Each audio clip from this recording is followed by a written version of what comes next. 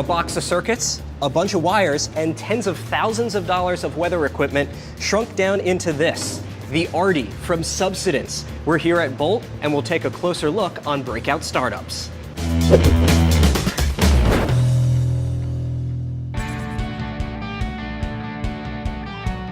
So tell me what you're working on here at Bolt with ARDI. Basically what we're trying to do is basically replace data as it is today in the weather space. So while we have a really great view of what weather is with all the technology that we have with radar and satellites, that's all data that's up in the sky. And so what we're doing is we created this brand new product that's at the ground level, creating data where it actually matters and increasing the density of that data by tenfold.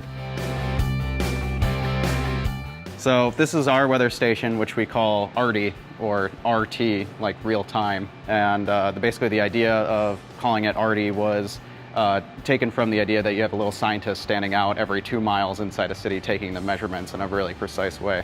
So when a single raindrop or hail or snow hits this, what's happening?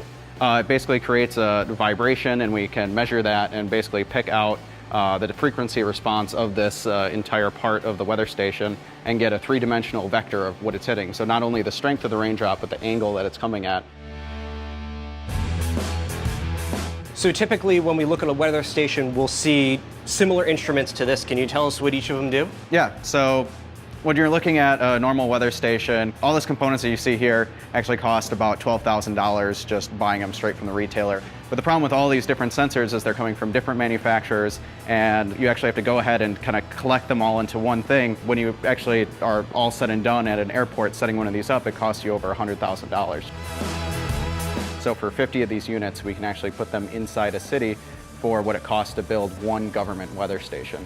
And that's kind of the goal of creating this kind of capital-intensive company that's building all these hardware products, but putting them out in the field and not actually selling the hardware products, because what the company actually is it's a SaaS company. It's a software as a service, but it just happens to be powered by a lot of weather stations that happen to be groundbreaking and really cost-effective. And what's great about our first pilot is when we actually put these inside Kansas City, no one's actually seen a thunderstorm with this kind of granularity and this kind of actual data. There's models that simulate what it should look like, and that's what we base a lot of our engineering decisions about what it should look like. But when we actually put it in the field, we have no idea what that data is going to look like.